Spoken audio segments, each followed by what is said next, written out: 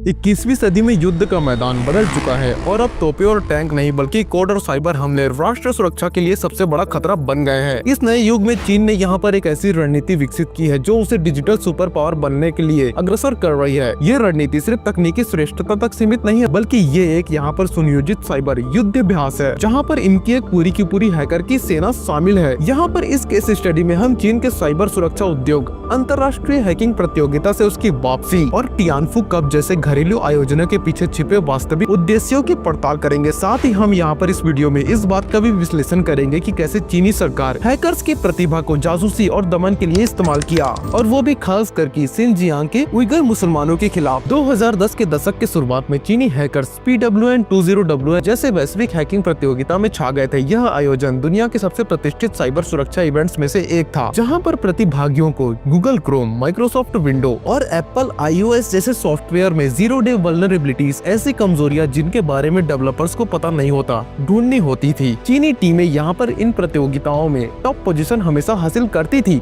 उनकी सफलता का राज था गहरी तकनीक समझ, गणित के कौशल और सॉफ्टवेयर की बारीकियों को भेदने की क्षमता, और उन्हें इनाम में लाखों डॉलर मिलते थे। और साथ ही उनकी खोजी हुई कमजोरियों को सॉफ्टवेयर कंपनीज को सूचित किया जाता था ताकि वे उन्हें ठीक कर सके। लेकिन क्या हुआ ना कि 2017 के बाद से एक रहस्यमय बदलाव आया। चीनी हैकर्स अचानक से PWN20WN और अन्य अंतर्राष्ट्रीय प्रतियोगिताओं से गायब हो गए। यह परिवर्तन इतना अचानक हुआ था कि साइबर सुरक्षा विशेषज्ञ हैरान रह गए थे। इस रहस्य का पहला सुराग ज़ोहू हुंगाई, चीन के प्रमुख साइबर सुरक्षा कंपनी कीहू 360 के CEO के एक बयान से मिला। 2017 में उन्होंने चीनी हैकर्स की अंतर्राष्ट्रीय प्रतियोगिता में भागीदारी की आलोचना करते हुए ये कहा था कि ये सारी की सारी प्रतियोगिता यहाँ पर एक दिखावा महज है। जो कमजोरियां हमारे हैकर्स ढूंढते हैं उनकी असली कीमत लाखों डॉलर नहीं बल्कि अरबों डॉलर है। हमें ये कौशल विदेशियों को देने के बजाय अपने राष्ट्र की सुरक्षा के लिए इस्तेमाल करना चाहिए। इस बयान के कुछ ही महीनों बाद चीनी सरकार ने आधिकारिक तौर पे हैकर्स को अंतर्राष्ट्रीय प्रतियोगिता में भाग लेने से पूरी तरीके से प्रतिबंधित कर दिया। और 2018 में क्या होता है ना कि चीन अपनी खुद की एक हैकिंग प्रतियोगिता शुरू करती है जिसका नाम था टियानफू कप। यह PWN20WN जैसी ही थी, लेकिन इसमें एक बड़ा अंतर था। जैसे कि फॉर एग्जांपल खोजी गई कमजोरियां सीधे एप्पल, गूगल या माइक्रोसॉफ्ट को नहीं दी जाती थी। इन्हें पहले चीनी सरकार को सौंप दिया जाता था।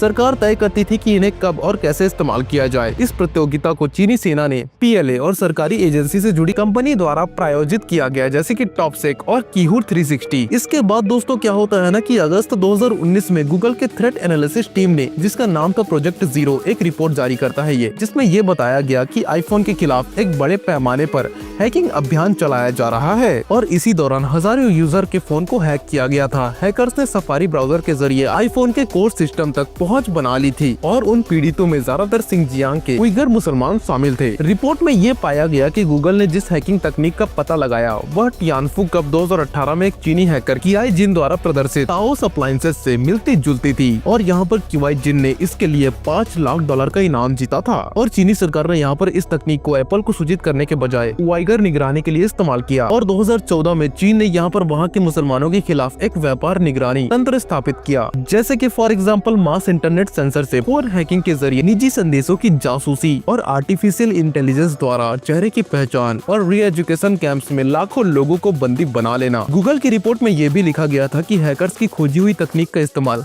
मानवाधिकार उल्लंघन के लिए किया गया, वो भी चीनी सरकार द्वारा। और 2020 के बाद से चीनी हैकिंग ग्रुप्स ने अमेरिकी ढांचे को निशाना बनाना शुरू कर दिया था, जैसे कि फॉर एग्जांपल 2024 में यूएस ट्रेजरी डिपार्टमेंट हैक और वहां से संवेदनशील दस्तावेज चोरी किए गए थे। 2024 AT&T और वेरिजन के नेटवर्क पर हमला, और 2023 में गुआम में यूएस मिलिट्री बेस पर साइबर अटैक। यहाँ पर एक चीज तो एकदम साफ दिखाई देती है और वो है चीन की रणनीति कि हैकर्स को प्रशिक्षित करना है और उनको चीनी सरकारी एजेंसी से जोड़ना है, कमजोरियों का पता लगाकर उन्हें गुप्त रूप से स्टोर करना है। युद्ध या रणनीतिक संकट के समय इन्हें यहाँ पर हथियारों के रूप में इस्तेमाल करना है। ये उनकी रणनीति साफ तौर पर दिखाई देती है। चीन ने साबित करके दिखा दिया है कि आधुनिक युद्ध में साइबर हमला परमाणु बमों से भी ज्यादा खतरनाक हो सकता है। उसकी रणनीति सिर्फ तकनीकी श्रेष्ठता हासिल करने की नहीं है बल्कि एक ऐसी डिजिटल सेना तैयार करने की है जो किसी भी देश की अर्थव्यवस्था, संचार और सैन्य ढांचे को ध्वस्त कर सकती है। और सबसे बड़ा सवाल यहाँ पर ये उठता है कि क्या दुनिया इस नए युद्ध के लिए तैयार है या फिर नहीं। आप अपनी राय यहाँ पर नीचे कमेंट में देकर हमें बता सकते हैं और इस वीडियो को ज्यादा से ज्यादा शेयर कीजिए ताकि सबको इसके बारे में जानकारी मिल सके। और इस वीडियो को लाइक करना अंत में ना भूले और हमारे चैनल को सब्सक्राइब करें ऐसे ही और वीडियोस के लिए।